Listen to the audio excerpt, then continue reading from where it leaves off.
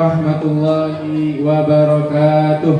Marilah kita panjatkan puji syukur atas kehadirat Allah Subhanahu wa Ta'ala yang telah memberikan kita kesempatan sehingga kita bersama bisa menghadiri acara halal bihalal keluarga besar pimpinan daerah Muhammadiyah Buleleng. Kami ucapkan selamat datang kepada seluruh tamu undangan yang telah hadir dalam acara ini. Sebelum memasuki acara, izinkan saya selaku Master of Ceremony untuk membacakan susunan acara kita pada pagi hari ini. Assalamualaikum warahmatullahi wabarakatuh. A'udzu billahi minasy syaithanir rajim. Bismillahirrahmanirrahim.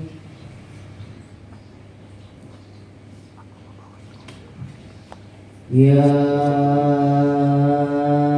ayyuhalladzina amanu taqullaha haqqa tuqatih wa la tamutunna illa wa antum muslimun.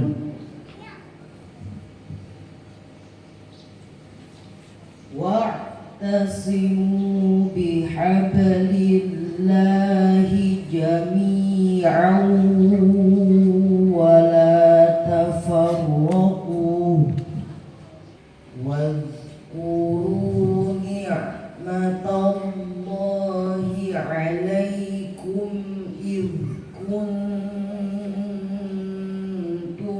a'da'an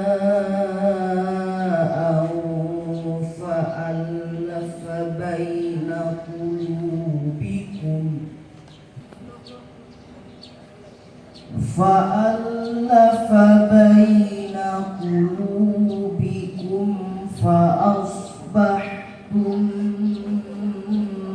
bini'matihi ikhwana wa kuntum ala syafa hufratin minan nari fa'anqadhakum minha kadzalika yubayyinu Allahu lakum ayatihi la'allakum tahtadun. Wal takum minkum ummatun yad'una ilal khairi wa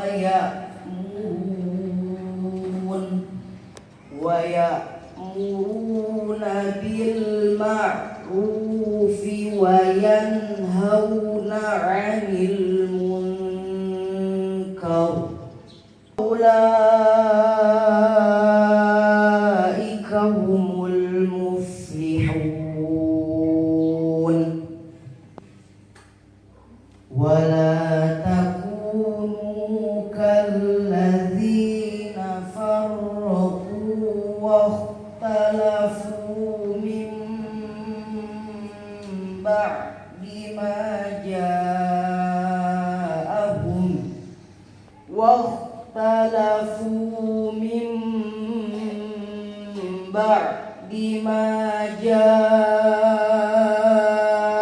ja'ahumul bayyinat wa ulaika lahum 'adzabun 'adzim. Shadaqallahul 'azim.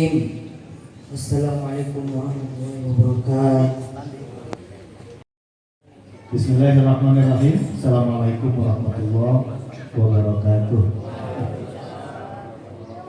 Yang mengawali kata pengantar ini, saya ingin menyampaikan satu hal mulai dari pilihan tema ini, merajuk ukhuwah dan kita akan meraih berkah itu.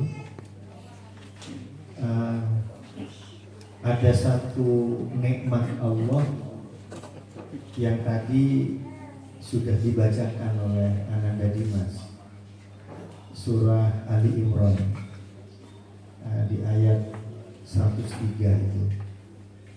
Agenda halal bihalal pagi ini kita hormat, tidak ada orang lain. Ini benar-benar keluarga besar Muhammadiyah dan anggota pimpinan yang mengidekan acara ini, yang rapat mempersiapkan acara ini, merekomendasikan bahwa acaranya jangan ceramah, jadi kayak sambung rasa. Rekomendasi halal bihalal kita ini kita tidak akan mendengarkan nasihat, tetapi justru pimpinan daerah Muhammadiyah ingin mendengar dari anggota keluarganya ini apa yang menjadi baik ide, saran, bahkan kritik kepada kita, supaya Muhammadiyah ini benar-benar menjadi sebuah keluarga.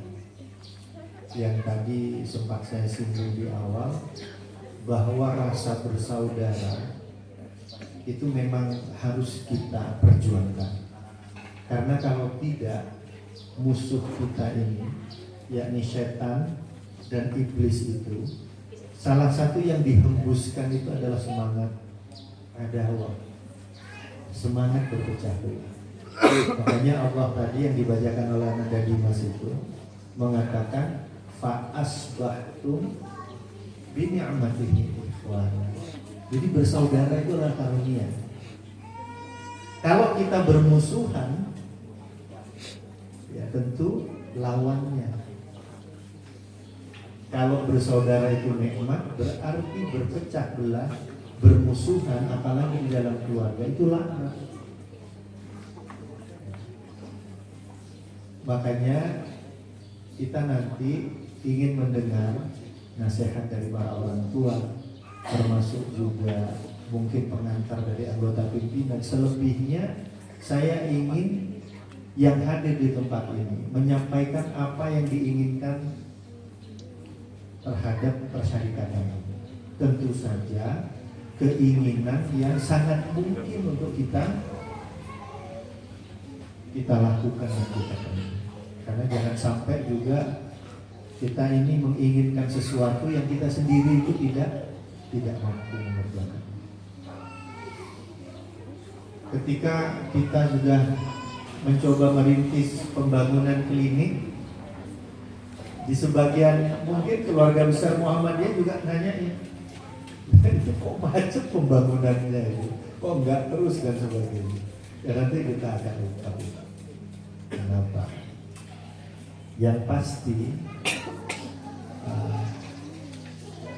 suasana halal bihalal ini kita tidak mengupas hikmah halal bihalal, tetapi justru kita ingin mendorong apa yang menjadi jejak Ramadan kita itu, ini ada bekasnya di 11 bulan yang lalu.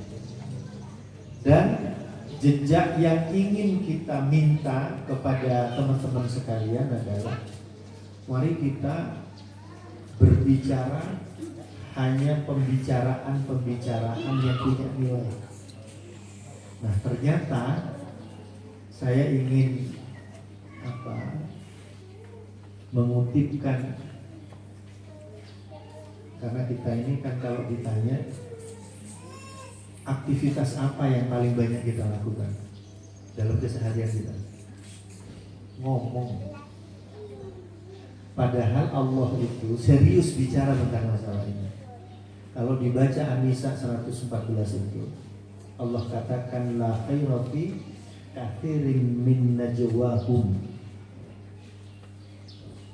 Di antara banyak pembicaraan kita itu, itu nggak ada artinya, sia-sia di sisi Allah. Illa man amara bi shadaqah au ma'rufin au islahin bainan nas. Kecuali 3 hal ini. Omongan yang punya nilai di sisi Allah itu 3. Kalau ngajak bersedekah, kalau ngajak berbuat ma'ruf, kemudian omongan yang menjadikan kita nyaman. Bahkan kalau ada di antara 2 saudara kita yang sedang berseteru, sedang ada konflik, maka kita harus hadir menjadi pendamainya. Jangan justru jadi kompornya. Itu yang punya kualitas. Jadi lengkap warga Muhammadiyah ini yang dosen banyak. Tapi Muhammadiyah itu katanya Pak AR, idealnya itu diisi pensiunan. Biar banyak punya waktu tuh. Yang di depan ini pensiunan. Pensiunan. Cuman yang Pak Yulianto nggak pensiun karena SK-nya nulis sendiri, gaji sendiri. Jadi teman-teman sekalian, mari kita jadikan kesempatan ini untuk membicarakan hal-hal yang mengajak kita kepada kebaikan, mendorong kita untuk kemudian berbuat baik. Karena kalau bicara sedekah ini bukan kita bicarakan berapa juta kita nyumbang. Karena sedekah dalam pandangan fikih itu adalah setiap pemberian baik berupa materi maupun non materi. Sehingga Rasulullah mengatakan tabassumuka fi wajhi ahli kalaka sadaqah. Kita ini berwajah manis di depan saudara-saudara begini jadi sedekah. Kullu ma'rufin sedekah. Kata Rasulullah itu setiap yang baik-baik itu sedekah. Makanya ini guru-guru ini, ustadz-ustadzah itu selalu saya dorong, biasakan untuk memulai dari bicara berbuat yang baik sehingga itu menjadi alam bawah sadar. Karena yang dihadapi ini anak-anak didik kita, generasi penerus kita.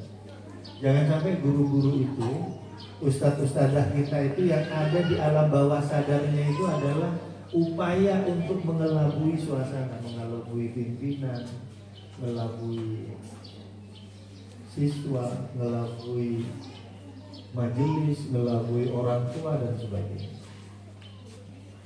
Karena apalagi jadi alumni Ramadan itu, kita dididik 30 hari itu untuk menjadi orang yang sangat dekat dengan Allah. Kita merasa diawasi Allah. Makanya jangan bekerja pura-pura itu baik di depan kepala sekolah, tetapi kemudian menjadi mangkir di belakang pimpinan. Gitu. Maka kepura-puraan itu kita hanya satu diperkenankan untuk berpura-pura itu ketika apa? Ketika islahim bainan. Ketika kita mendamaikan 2 saudara yang bersaudara. Itu yang direkomendasikan Nabi boleh dilakukan. Jangan kemudian omongan yang sini dibawa ke sini, yang sini dibawa ke sini supaya orang kemudian menjadi kalau perlu kita berbohong untuk kebaikan teman. Pak Amung bisa saja nggak pernah ngomong apa-apa, tapi untuk kebaikan karena saya lihat kurang atur dengan Pak Dr. Rizani, saya pura-pura aja ngomong Pak Dr. Rizani, ada salam dari Pak Amung. Itu diperkenankan. Tapi jangan justru karena kita ngomong, katanya Pak Dokter ini hanya omong-omong aja. Siapa yang ngomong? Itu Pak Muhlison yang bicara. Pak Muhlison memang benar ngomong begitu. Tapi apa manfaatnya kalau kita sampaikan? Kalau menjadikan, makanya Rasulullah itu mengajarkan adab, jangankan fitnah, menggibah saja itu tidak boleh. Karena itu akan menjadikan sesuatu yang maksudnya. Makanya teman-teman sekalian, kita selaku keluarga besar ini, maka kita dorong bagaimana kita ini menjadi lebih dekat bersaudara, berkeluarga, sehingga kita mendapati keberkahannya. Karena apa? Di setiap persaudaraan meski banyak mendapatkan keberkahan. Bukan hanya karena kita akrab saja, terlalu banyak keberkahan. Muhammadiyah bisa berkecil ini karena kita itu saling bahu-membahu bersama-sama. Coba kalau kita itu berkelahi saja tepatnya di sini, kira-kira bisa nggak kita berbuat sebanyak ini? Saya tidak punya keyakinan. Saya merasa aman jadi ketua Muhammadiyah itu karena saya banyak didorong dan didukung oleh mulai dari orang tua, anak-anak muda dan sebagainya. Jadi ketua pun itu jadi ringan gitu. Lo bayangkan kalau semua memusuhin kita, tetapi jangan pernah takut jadi pimpinan itu. Semua orang suka pada kita itu juga nggak mungkin. Mesti ada saja orang yang kemudian melihat sisi bagaimana. Saya kira kita jangan terlalu peduli dengan itu. Yang penting niatan kita berbuat. Saya kira ini pengantar sekaligus juga permakluman tentang bagaimana acara ini kita hormati. Nasrullah fatum qarib wa basyirul mu'minin. Assalamualaikum warahmatullahi wabarakatuh. Bismillahirrahmanirrahim. Assalamualaikum warahmatullahi wabarakatuh. Saya diminta untuk memberikan nasihat. Barangkali ini bukan nasihat tapi sebagai satu gambaran bagaimana saya berkiprah di Aisyah sejak saya remaja. Saya umur 74 sekarang.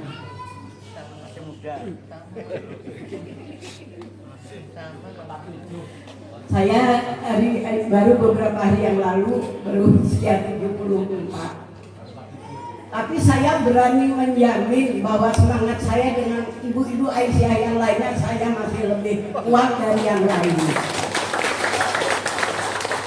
Saya bisa berikan contoh, Bu. Kemarin ketika Ibu Profesor Siti Maryam Bude besinya datang, tidak banyak cakap, saya ketika apakah besi yang datang ini tidak menghalangi anak-anak TK besok belajar? Yang lain belum ada yang cek besi itu menghalangi atau tidak.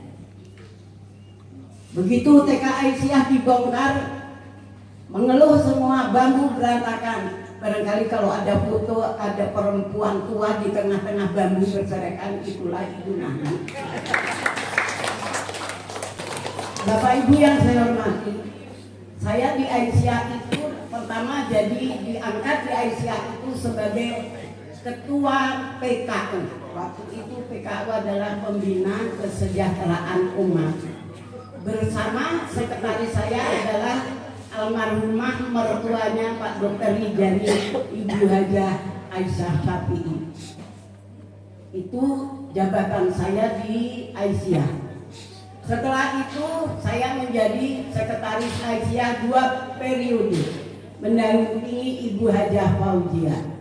Setelah 2 periode saya di Aisyah, ada pemilihan musda, pemilihan ketua. Saat itulah saya berjanji saya harus bisa menjadi ketua Aisyah. Ketika pemilihan berlangsung, nama saya itu selalu tertinggal. Dan di akhir perhitungan hanya selisih 1 dengan Ibu Hajah Aminah Hamid. Saya yang keluar sebagai ketua Aisyah. Alhamdulillah, karena saya memang ingin merebut jabatan ketua Aisyah. Saya tahu di Aisyah itu tidak ada warna sama dengan di Muhammadiyah, tapi saya ingin memberikan warna kepada Aisyah itu. Saya tahu kalau orang mau jadi ketua Aisyah hanya karena ingin kaya itu lengah namanya. Jadi Hajah Aminah Nurjainuddin 2 periode saya di Aisyah. Saya berjanji saya akan memberikan warna di Aisyah. Alhamdulillah. Saya tidak pernah mengharapkan apa-apa di Aisyah. Sehingga saya kaget ketika usia saya 65. Tiba-tiba saya mendapat panggilan dari pimpinan pusat Aisyah karena tulisan saya dikirim oleh Ibu Siti Mariam ke wilayah, oleh wilayah dikirim ke pusat, dan di pusat ketika Aisyah berusia 100 tahun saya mendapat panggilan untuk menerima piagam penghargaan sebagai pemerhati pendidikan Aisyah di Buleleng. Hadiahnya banyak Bu, emas 5 gram. Wih. Kamu kebesaran. Lewat emas 5 gram, dan itu adalah piagam itu yang sampai sekarang saya simpan. Dan saya ingat bagaimana Ibu Nurjanah Johantini, ketua pimpinan pusat Aisyah sebelum Ibu Obayina, beliau berpesan ketika Aisyah berusia 100 tahun bahwa berorganisasi itu harus punya komitmen yang tinggi. Jangan hanya sebisanya, ojo mau sakobere, jangan hanya bila ada waktu.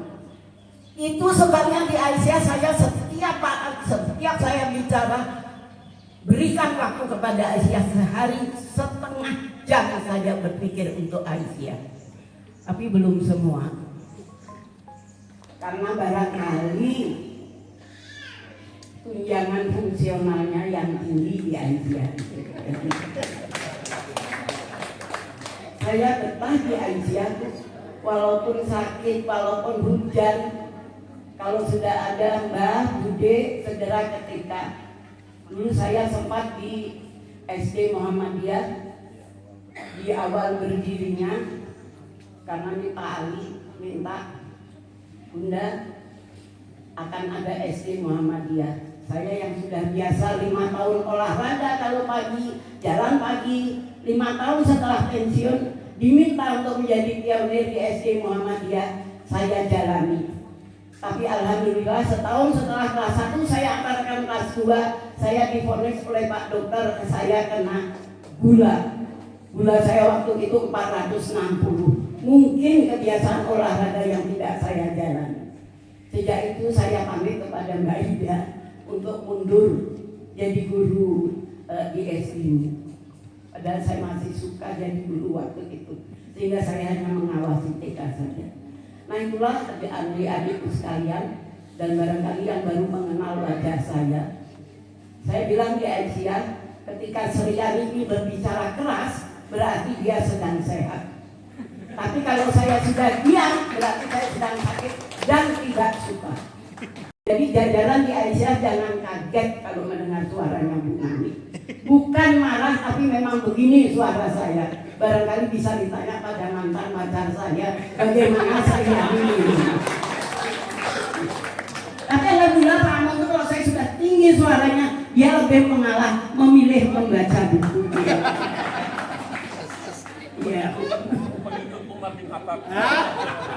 Ya, betul Pak Haji Sudirman. Jadi saya tahu diri ketika Pak Mo sudah mulai membaca buku, berarti dia marah, tapi dia tidak membalas dengan suara saya yang keras. Nah, itu barangkali kepada anak-anakku semua, baik di NA, sebagai guru dan sebagainya.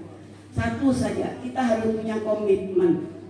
Saya masih ingat Pak Ali waktu pengajian PAP, kalau ada guru, pegawai di Persyarikatan Muhammadiyah yang barangkali sepak terjangnya itu merusak, jangan lama-lama, suruh pilih, bisa berubah atau keluar. Dan itu saya lakukan Pak Ali beberapa bulan yang lalu.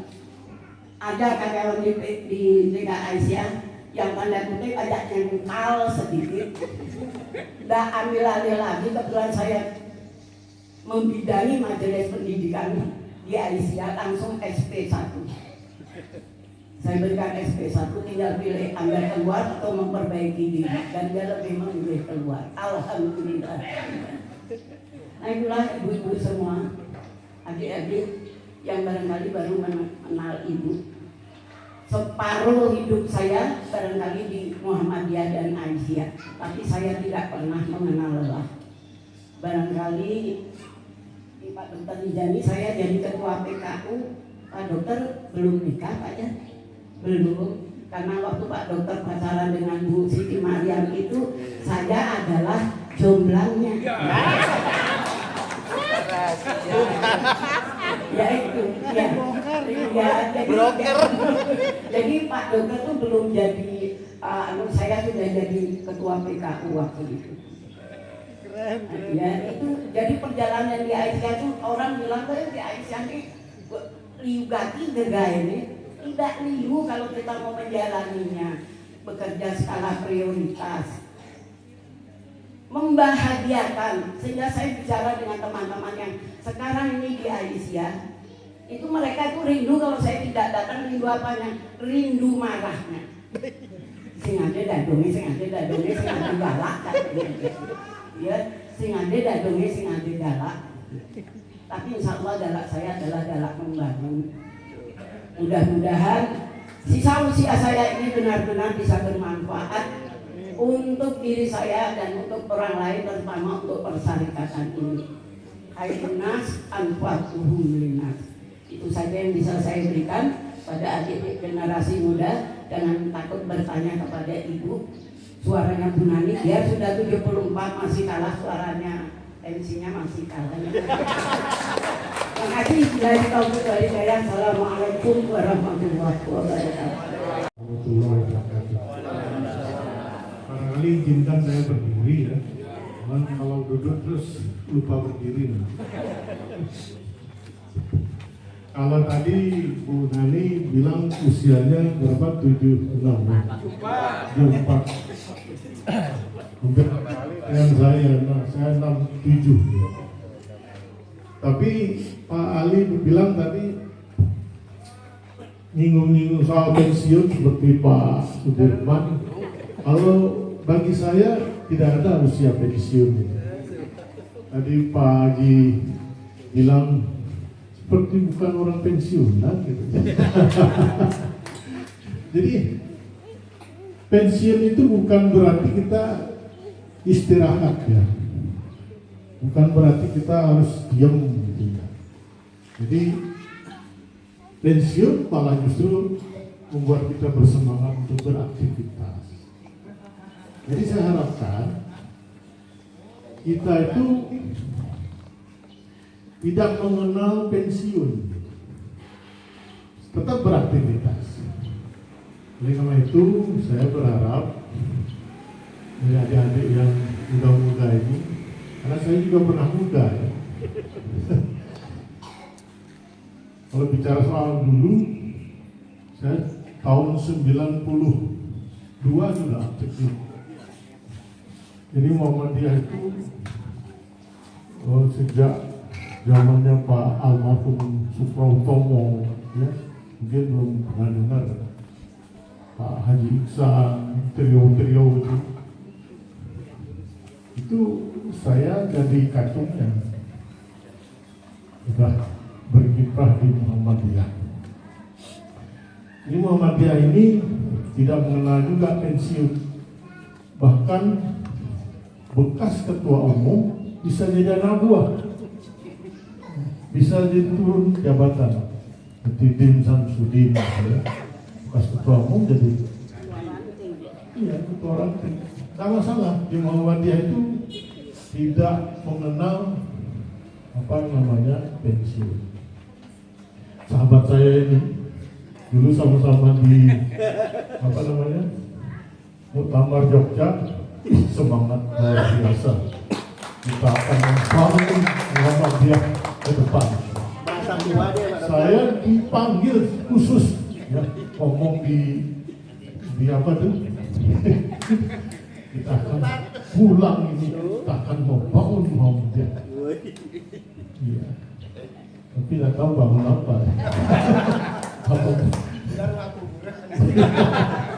Alhamdulillah. Jadi Muhammadiyah itu ada di mana-mana. Ya. Saya berharap dan saya bermimpi, gitu ya. Mudah-mudahan mimpi saya ini terwujud. Masa depan bukan hanya SD, TK, SD, SMP, SMA, universitas kita akan dirikan. Itu mimpi saya. Mudah-mudahan. Kalau ada UMN Malang, kenapa kita tidak UMN Buleleng? Iya, yang unggul tentunya. Ya. Jadi tidak sekedar bicara soal TK, SD, SMP, SMA, kita bicara mahasiswa. Jangan kalah dengan Denpasar. Denpasar itu masih belum muncul aktivitas yang sudah sejak lama, mulai dari Merana pindah ke Denpasar. Ini sesuatu yang mungkin terjadi, bukan berarti tidak mungkin, mungkin terjadi. Apakah itu nanti 5 tahun, 10 tahun, 15 tahun, kita nggak tahu kapan Muhammadiyah mulai wujud. Sekarang yang kita miliki adalah ini. Saya melihat ada tanah di sebelah itu mungkin akan jadi SMK barangkali, ya, atau bisa bikin apa di belakang. Dan nanti boleh jadi kita punya wakaf-wakaf yang representatif di kota Singaraja, sehingga bisa mendirikan universitas. Saya melihat di sebelah rumah saya itu ada rumah dijual. Barangkali bisa jadi kita eksekusi dulu, ya. Ada 6 area di situ, lantai 3 atau lantai 4 atau lantai 5 bisa bikin universitas. Ini mimpi saya, mudah-mudahan ini terwujud. Dan saya berharap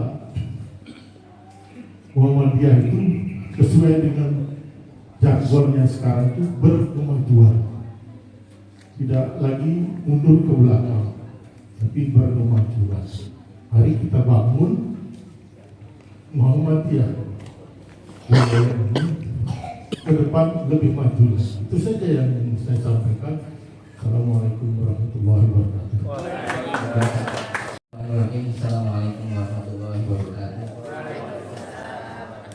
Alhamdulillahirabbil alamin. Wassalatu wassalamu ala Rasulillah sallallahu alaihi wasallam wa ala alihi wa ashabihi wa man tabi'ahum bi ihsanin ila yaumil. Pertama-tama kami mengucapkan syukur hadirat Allah Subhanahu wa taala yang mana pagi ini kita bisa hadir di tempat yang mulia ini, berkumpul dalam halal bihalal Muhammadiyah.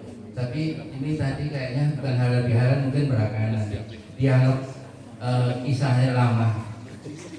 Alhamdulillah bahwa kita setiap insan hendaknya membuat kebaikan, berbuat kebaikan. Di surat Al-Isra ayat 7 Allah berfirman, A'udzubillahi minasyaitonir rajim, in ahsantum li anfusikum wa in asaktum falaha.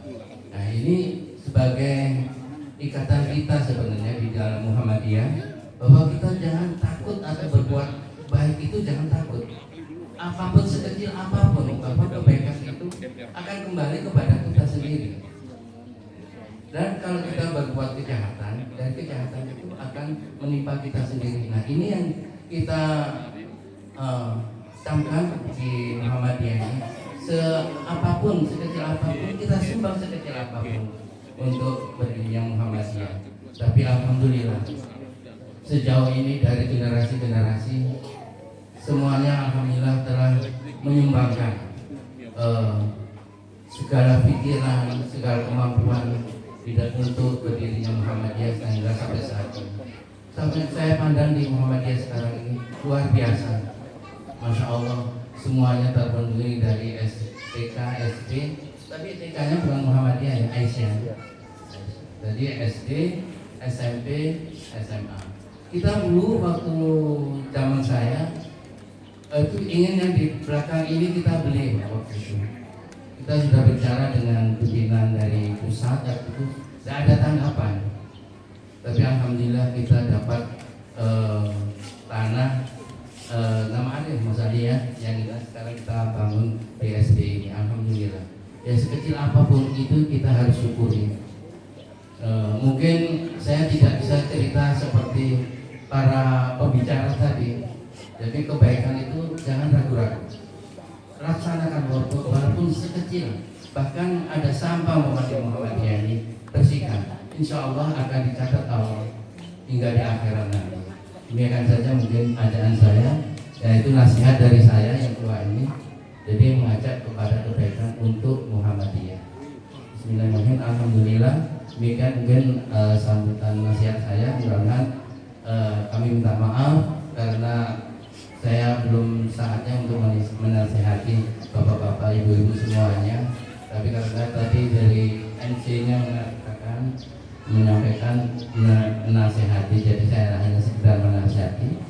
Kalau nanti sama-sama menasihati, rasanya kok semua mau menasihati. Terima kasih. Assalamualaikum warahmatullahi wabarakatuh. Assalamualaikum warahmatullahi wabarakatuh. Bismillahirrahmanirrahim. Alhamdulillahirabbil alamin wassalatu wassalamu ala asrofil anbiya'i wal mursalin wa ala alihi washabihi ajmain. Amma ba'du. Yang saya hormati sekalian pimpinan dan Bapak Ibu hadirin acara halal bihalal pada pagi hari ini, saya akan cerita sedikit pengalaman saya di Muhammadiyah. Saya ini bukan kader, jadi Muhammadiyah sudah tua, bukan dari SD, SMP bukan, tapi Muhammadiyah saya bergabung setelah sudah dewasa. Itu yang pertama, karena sejalan dengan perkembangan saya berpikir, karena saya latar belakang di kampung itu 100% adalah Nahdliyin, dan pendidikan saya juga Nahdliyin semuanya, cuman dapat hidayahnya di Singaraja. Dulu waktu masih Denpasar saya aktif di BI dengan Pak Rizali, segala macam cara berpikirnya sudah mulai kritis, cara berpikir berbeda sehingga kita bisa memilih. Bergabung di Muhammadiyah sekitar tahun 2099-2000, saya mendapatkan amanat waktu di jajaran pimpinan yang mengurusi wakaf. Pada waktu itu masih sehat Pak Jiksan, Pak Jawa, Pak Ibrahim Rami masih sehat. Karena saya waktu itu kepala kantor urusan agama Kecamatan Buleleng dan sekaligus sebagai PPI, pejabat pembuat akte ikrar wakaf. Setelah ngomong-ngomong di Muhammadiyah, saya lihat tanah SMP dan SMA ini masih atas nama Bapak Antonius Sudarso. Jadi di sertifikat itu atas nama Antonius Sudarsoto ya Pak Darso ya. Padahal di atasnya sudah berdiri SMP sama SMP. Dan ini sebelah tangannya Pak Darso. Jadi atas nama semuanya masih atas nama Pak Darso. Ketika harus ini dialih di peralihan ke Muhammadiyah, kesulitannya luar biasa. Karena mohon maaf, bicara dengan Pak Darso itu harus tahu hari-harinya. Jadi kebetulan Pak Darso dengan istri saya masih nyambung keluarga, kalau dihubungkan masih keluarga. Sampai Pak Darso itu kan akrab sekali dengan Pak Lurah Kampung Bugis, selalu dulu. Bapaknya Pak Ferry, Pak Sunarto, itu sangat akrab. Dengan Pak Ferry juga akrab. Apalagi dengan Pak Jason juga akrab, Pak Haji Anwar akrab. Tapi begitu bicara ini ditolak. Begitu bicara Muhammadiyah ditolak karena belum lunas. Belum lunas, tapi suruh pakai saja. Inilah pengalaman saya untuk bagaimana caranya bisa ini proses wakaf terjadi. Bisa proses wakaf terjadi. Karena sering silaturahmi dan ngomong-ngomong segala macam, alhamdulillah Pak Darso bisa melepaskan dan bisa kita proses wakafnya. Mas Ali waktu itu ya, waktu itu ketua BD-nya Pak Hidayat ya, Pak Hidayat. Itu pengalaman yang pertama. Begitu ini selesai atas nama wakaf Muhammadiyah dua-duanya, jalan ini sebenarnya Pak jalan ini adalah miliknya Pak Darso di sertifikat aslinya. Jalan ini, jalan masuk ini, jadi itu jalannya Muhammadiyah harusnya. Karena ini sudah menjadi wakaf, maka tidak boleh dalam sertifikat itu ada jalan, harus dikeluarkan atau menjadi milik. Jadi kalau orang mentang-mentang di jalan, orang di sini mentang-mentang jalannya, dia salah. Aslinya ini jalan ini miliknya Pak Darso alias miliknya Muhammadiyah. Satu-satunya jalan. Karena dalam sertifikat yang lama itu masih ada. Jadi clear ya, nggak ada masalah. Setelah itu TK Isiyah itu juga masih belum atas nama Muhammadiyah, masih atas nama Pak Imam di Probolinggo, Muhajir Imam Probolinggo. Untuk bisa beredar wakaf juga nggak bisa, karena juga nggak pernah ketemu, nggak pernah komunikasi, kesulitan luar biasa. Sehingga kita putuskan, saya, Pak Haji Anwar dengan Pak Budi, kita menuju ke Probolinggo mencari Pak Imam itu dan ketemu. Surat-surat kita siapkan clear, bisa tanda tangan, selesai, dan akhirnya menjadi wakaf. Itu yang barangkali sebagai renungan saja, sehingga di Muhammadiyah apapun kesulitan apapun bisa kita lakukan ketika kita adalah manjada wajada, ketika kita adalah sangat harus bersungguh-sungguh. Maka yang terakhir, kalau saya ini tadi cerita masa lalu yang seperti itu, sekarang kita harus berterima kasih kepada Allah Subhanahu wa Ta'ala dengan cikal bakal seperti itu bisa berkembang seperti ini. Luar biasa, bisa berkembang yang luar biasa, sehingga kita sebagai kader harus tadi sebagaimana saya Pak Alijani, bagaimana kita masa depan Muhammadiyah ini adalah masa depan yang gemilang, sehingga kita tidak bicara hari ini tapi bicara 10 atau 20 tahun yang akan datang dengan asas-asas yang sudah para pendahulu kita sudah memulainya. Semoga berkah. Wassalamualaikum warahmatullahi wabarakatuh. Waalaikumsalam warahmatullahi wabarakatuh. Saya sedikit menyimpulkan terkait apa yang sudah Ayahanda sampaikan, Ayah dan Ibunda sampaikan di depan.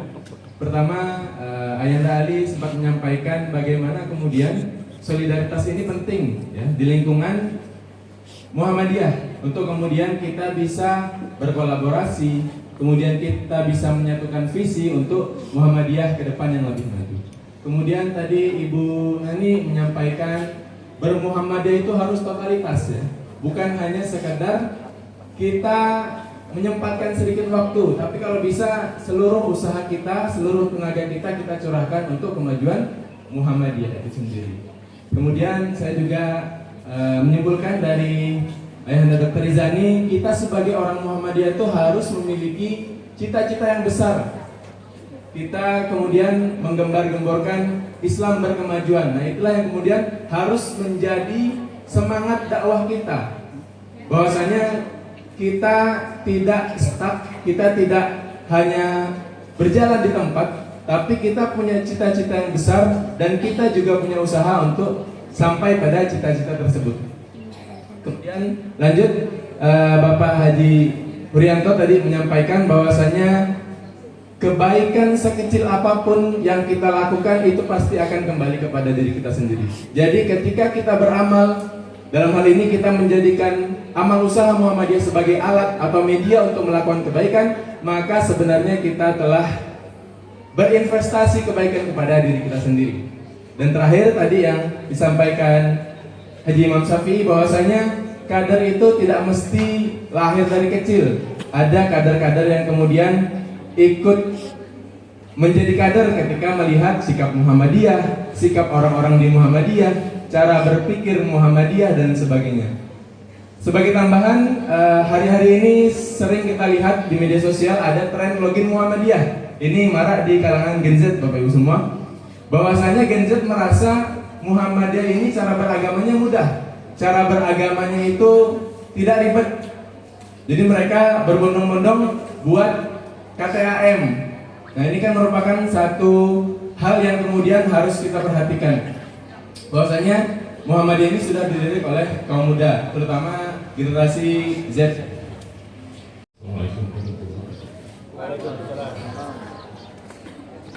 Saya bukan kader Muhammadiyah dan juga baru kenal Muhammadiyah itu tahun 1992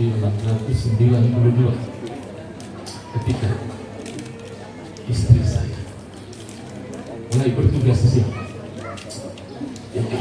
Saya ingat sekali waktu saat itu saya bertugas mengganti wakil presiden Uganda. Saya sempat mengurus Kekinah. Itu kenalan pertama saya dengan Muhammadiyah. Walaupun sesudah itu saya sempat ikut belajar juga di Muhammadiyah sama dengan Mas Ketua PDI. Tapi saya tidak mengajar pagi, saya mengajar sore dan memberikan kursus bahasa Inggris untuk anak-anak. Saya hanya ingin flashback membandingkan apa yang saya lihat pada saat itu dengan apa yang kita lihat bersama-sama saat ini. Saat itu kita masuk, ya Masya Allah, sedih, longsor gitu ya. Masjid ini kayak kanan-kanan, keringan dan bumi, tidak pernah dipel kayaknya. Bukan hanya berbulan, mungkin lebih dari setahunan tidak pernah dipel. Barulah mulai sedikit-sedikit menggeliat sampai seperti ini kita lihat saat ini. Ini suatu kemajuan yang luar biasa. Sehingga saya juga pernah bermimpi seperti apa yang disampaikan oleh Pak Dokter. Saya sempat menyampaikan kepada beberapa teman. Salah satunya kalau tidak salah saya pernah bicara dengan kepala SMA Muhammadiyah. Bagaimana kita bisa memaksimalkan penggunaan bangunan yang ada ini, gedung-gedung untuk kelas-kelas yang ada. Saya mengusulkan yang tidak rumit itu adalah kita mendirikan diploma 1 atau diploma 2 karena cukup izin dari BPK. Yang kita punya SDM-nya, tenaganya adalah bahasa. Jadi saya optimis itu bisa jalan karena kita punya guru bahasa Inggris yang cukup banyak dan juga guru bahasa Arab. Jadi ketika kita membuka diploma 2 bahasa Inggris dan bahasa Arab, barangkali kita bisa memberikan kesempatan kepada anak-anak kita yang tamat SMA yang tidak punya peluang untuk masuk ke perguruan tinggi untuk mengambil program S1. Diploma 2 atau diploma 1 ada jalan pintas bagi mereka untuk membekali mereka apakah mereka mau bekerja di Eropa atau di mana atau di kawasan Arab Saudi. Kita punya SDM-nya sayang tidak dimanfaatkan, kita punya gedungnya sayang tidak dimaksimalkan. Mungkin kita perlu pagi, jadi kita bisa buka kelas sore atau kelas malam mulai asar sampai isya lah barangkali begitu. Jangan kaget, Singaraja memang belum ada gitu. Tapi di kota-kota besar yang lain orang bisa kuliah sampai jam 10 malam. Kalau di Amerika sampai jam 12 malam. Ya, perpustakaan dan computing center itu baru tutup jam 12 malam. Jam 12 malam baru kami boleh keluar karena itu ditutup, itu sudah perpustakaan. Kenapa kita nggak berani sampai isya saja dulu barangkali untuk memulainya? Itu mimpi saya yang pernah saya sampaikan. Mudah-mudahan ini segera bisa kita wujudkan. Selanjutnya, ini harapan. Dua, ya walaupun saya pernah ikut duduk di pimpinan daerah Muhammadiyah ketika zaman Pak Haji Hurianto, nggak tahu kenapa saya diikut di milu-milu bawang kan itu kayak orang Bali itu bahasa orang Bali itu ikut bawang itu ya, apa mungkin karena saya pemain tenis, dia pemain tenis, ya ikutlah kita. Tetapi saya juga tidak bisa maksimal karena saya pertama saya sering pulang pergi Jakarta, Singaraja, dan kemudian tugas saya di kampus yang sulit. Jadi bahasa Inggris, jurusan bahasa Inggris atau prodi bahasa Inggris agak berbeda dengan prodi-prodi yang lain. Kami dosen bahasa Inggris itu di atas meja bisa 20 sampai 30 skripsi. Ini harapan barangkali dari sebagian kami senior citizen, orang-orang yang tua ini laskar tak berguna ya. Jadi mereka yang pernah belajar teori kepemimpinan, terutama mereka yang pernah duduk di bangku S2, tentu tahu. Jadi, pemimpin yang ingin menyerap semua aspirasi itu pasti yang menggunakan gaya kepemimpinan yang namanya democratic communicative style of leadership. Dia tidak mungkin akan bertindak otoritatif. Pasti dia akan mendengarkan mereka aspirasi. Bertolak dari teori ini, gitu. Kalau diterimanya juga namanya usul, diterima usul. Setiap pengambilan keputusan, mudah-mudahan orang-orang tua-tua yang sudah ada yang pikun, ada yang masih ingat-ingatannya bagus sedikit-sedikit, gitu, bisa dihadirkan, bisa diundang. Ya, syukur-syukur dapat minum kopi gratis, gitu. Orang tua akan senang dikasih minum kopi gratis. Jadi kehadiran kami yang tua-tua yang lingsir-lingsir itu barangkali tidak bisa memberikan masukan-masukan yang tajam, yang strategis seperti pemikiran dan pandangan anak muda. Paling tidak kami bisa mendengarkan proses perjalanan pengambilan keputusan itu. Sehingga seandainya pun dimintai masukan, mungkin ada masukan yang tapi paling tidak pengambilan keputusan itu tidak menjadi pengambilan keputusan yang bersifat otoritatif, tapi betul-betul aspirasi dari akar rumput bahkan pun bisa diterima. Maaf, saya tidak bermaksud untuk gaya kepemimpinan Mas Ketua PDM tidak bagus. Kalau tidak bagus, saya tidak mungkin kita melihat hasil yang seperti ini, gitu. Tapi selama ini memang kita yang udah pensiun itu, yang sudah tidak punya jabatan struktural apa-apa itu, ya kadang-kadang ingin ketemu dengan teman-teman itu, ya pada saat ya itulah tadi, ya, ketika pengambilan keputusan yang strategis, walaupun hanya kami sebagai pendengar, walaupun hanya sebagai pendengar. Jadi untuk masukan, sekali lagi untuk masukan yang tajam seperti yang dimiliki oleh anak-anak muda dengan pemikiran-pemikiran yang masih fresh, barangkali kami tidak punya.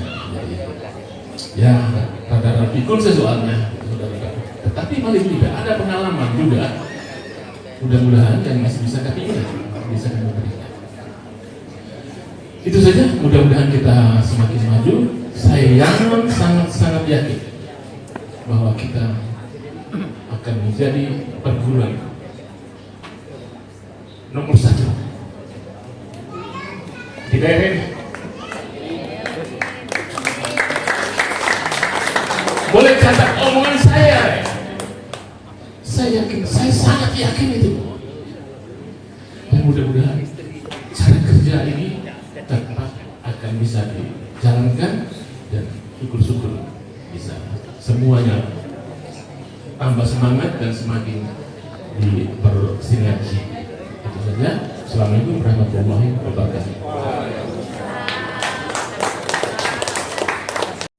Yang artinya ternyata saya punya datuk juga orang Muhammadiyah. Saya punya mertua Muhammadiyah. Muhammadiyah dan Aisyah. Saya dengan saya Muhammadiyah dan Aisyah. Dan saya mantan anak SMP Muhammadiyah. Kemudian anak saya masuk Muhammadiyah. Dan cucu saya masuk di Muhammadiyah, sekolah Muhammadiyah. Saya itu dulu anak saya dapat di SMP 1. Saya bawa ke SMP Muhammadiyah. Saya dimana sungguh. Ngapain sekolah di sana? Bu, kalau namanya emas, biarpun ditimbulkan tetap emas. Alhamdulillah setelah di SMP Muhammadiyah dapat A1. Sampai saya tanya, kamu siapa yang membantu? Bapak saya jawab, itulah. Itu sekedar masa lalu. Dan sampai alhamdulillah anak saya ketika di Muhammadiyah, yang dua di UNM, yang satu di UNI. Kemudian kemarin kasih apa namanya pelajaran tentang konten-konten itu anak saya. Nah, kemudian selanjutnya saya memang dulu aktif juga di pemuda. Dan mungkin Pak Dedanya sebagai saksi.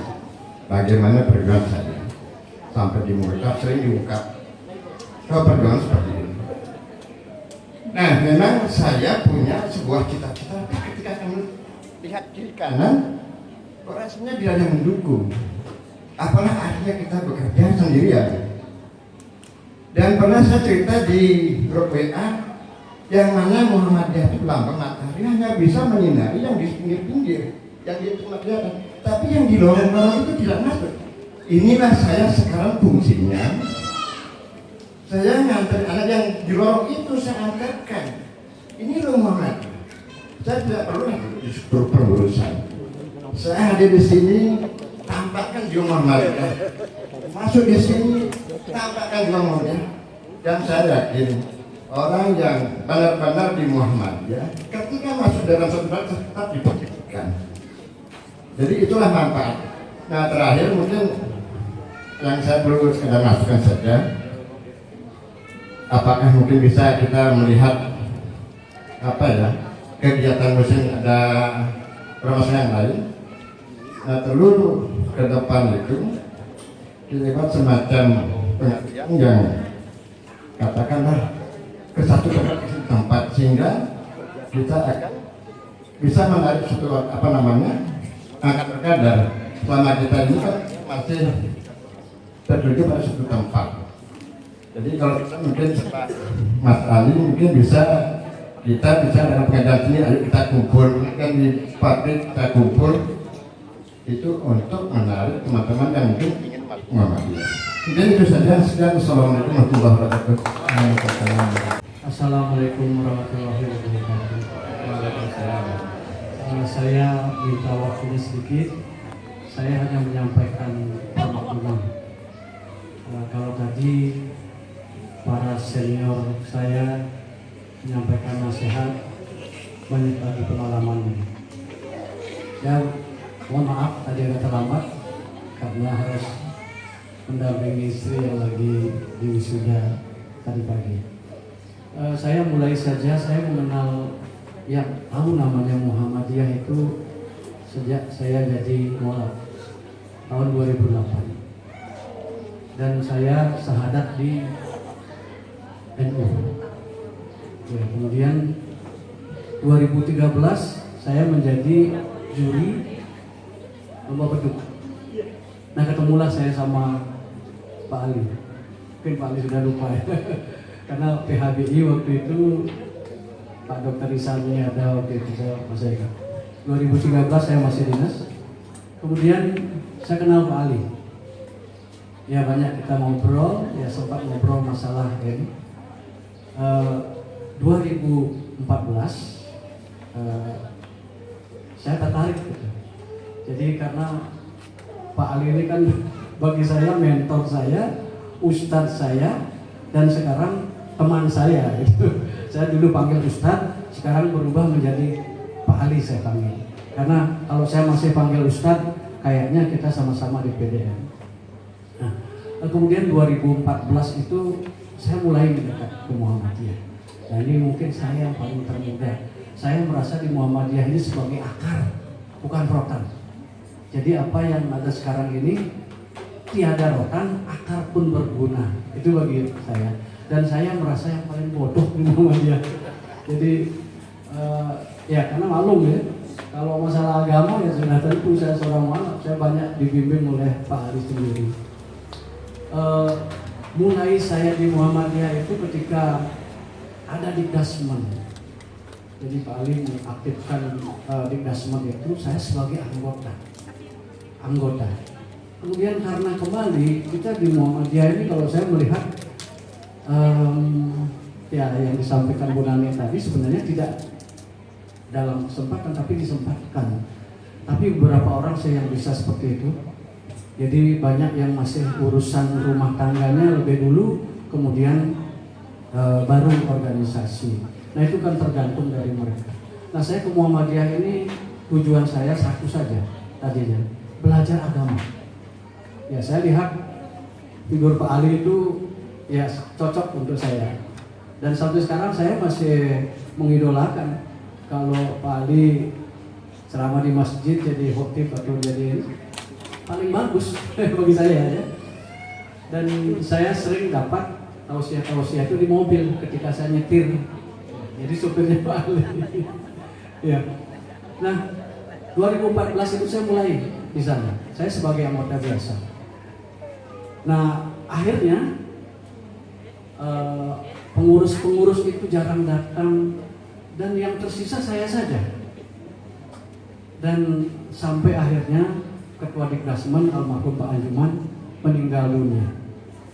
Nah, jadilah saya didaulat oleh Pak Ali bukan karena kepintaran saya, tetapi karena tidak ada orang lagi, tidak ada rotan, akar pun berguna.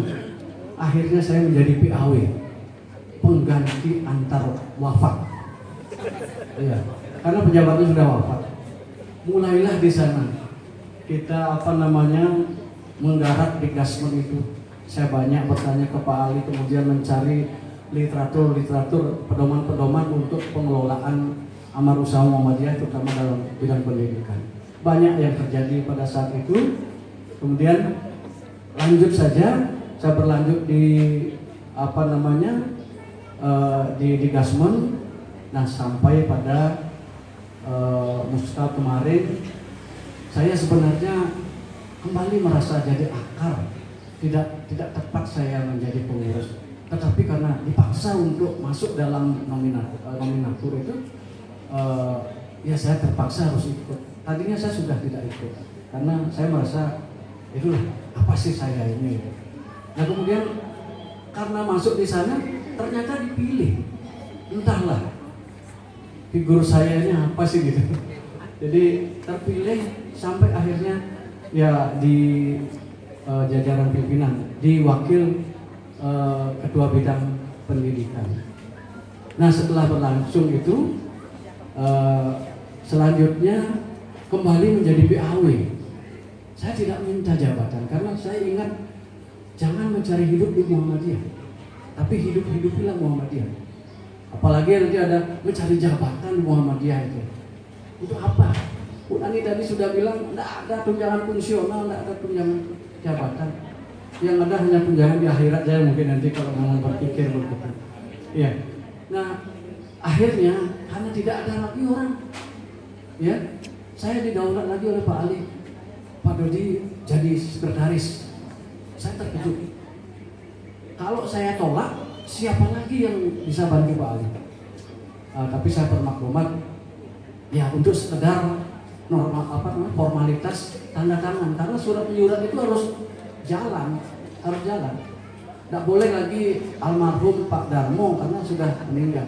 Nah, kembali saya jadi PAW, pengganti antar wafat. Ya.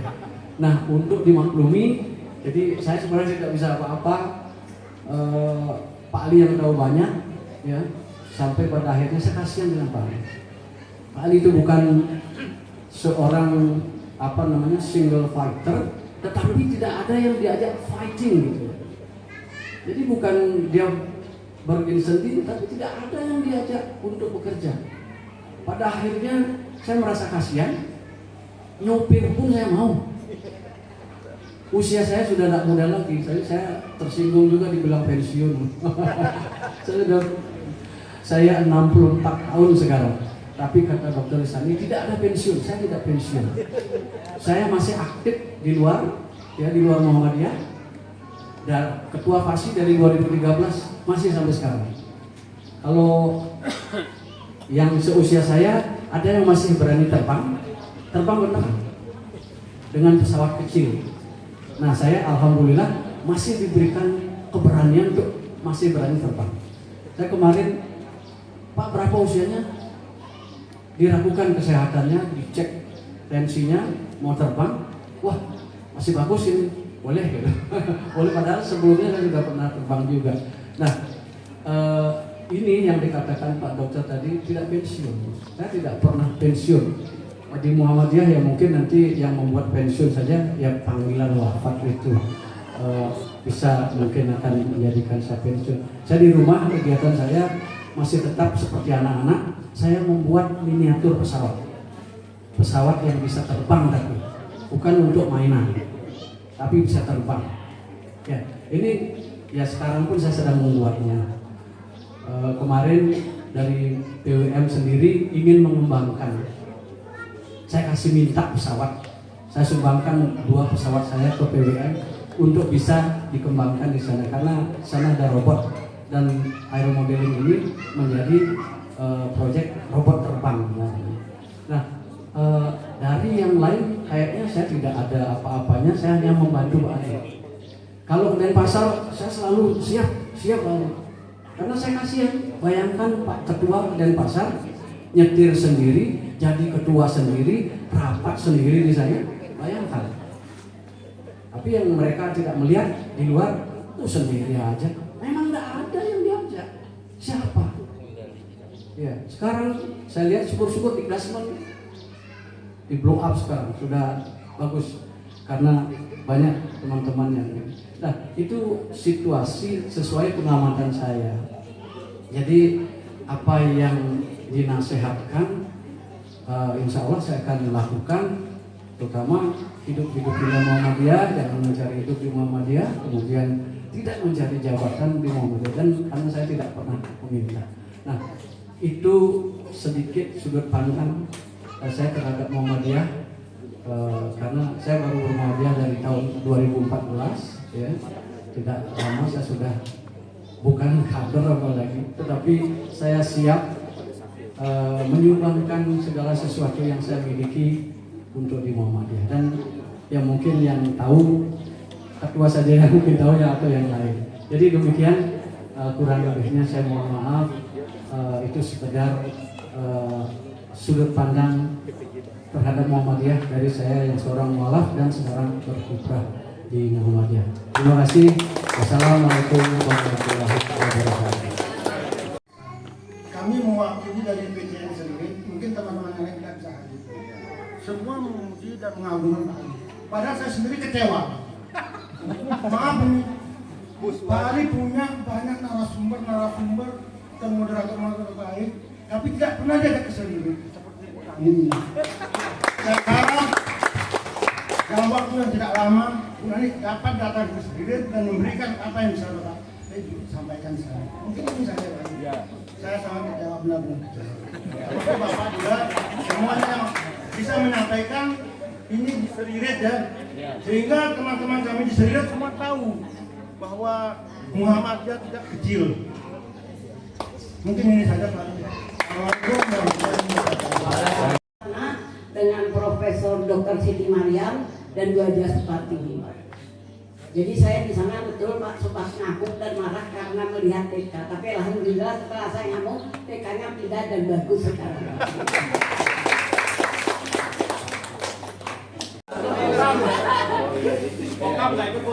Kami keluarga besar Muhammadiyah Buleleng mengucapkan taqabbalallahu minna wa minkum minal aidin wal faizin, mohon maaf lahir dan batin.